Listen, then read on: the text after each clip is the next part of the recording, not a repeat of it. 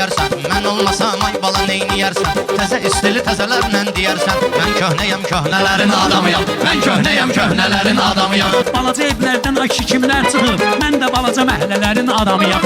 Ola bilər ki, bu birisilər təzə çıxıb. Mənim özüm də siftələrin adamıyam. Ayaq yalın oynayaraq böyümüşəm. Mən ən kasıb döngələrin adamıyam. Hərdən elə düşürlər ki üstümə. Elə bil başqa ölkələrin adamıyam. Sən məni yoxluqla sınağa çəkmə. Zillətin işgəncələrin adamıyam. Ən ağır döyüşlər görüb gəlmişəm. Ən qoca sərkərdələrin adamıyam. Var ümidim ki, haçansa üzə çıxam. 15 ildir kölgələrin adamıyam. Boş yerə mən ki, demirəm meyxana. Şair verən bölgələrin adamıyam. Meyxananı tənqid edirlər atam. Mən də həmən xəstələrin adamıyam. Bunu dəvətsiz böyük toyda tutublar. Elə dirəşib kirvələrin adamıyam. Elə dirəşib kirvələrin adamıyam. Məni o birisi tərəfdə axtarırsan. Bu tərəfdən yeznələrin adamıyam. Mən nə kirvə nə yeznə ilə gəlmişəm. Yiyib içməyin küftələrin adamıyam. Siz etməni istəməyin, eybi yox. Mən bu balaca körpələrin adamıyam. Qalan birazdan oxuyaq səninlə. Mən də həmin nəğmələrin adamıyam. Dərman camaat şirpələn saxlayır. Mən də bu sərçələrin adamıyam.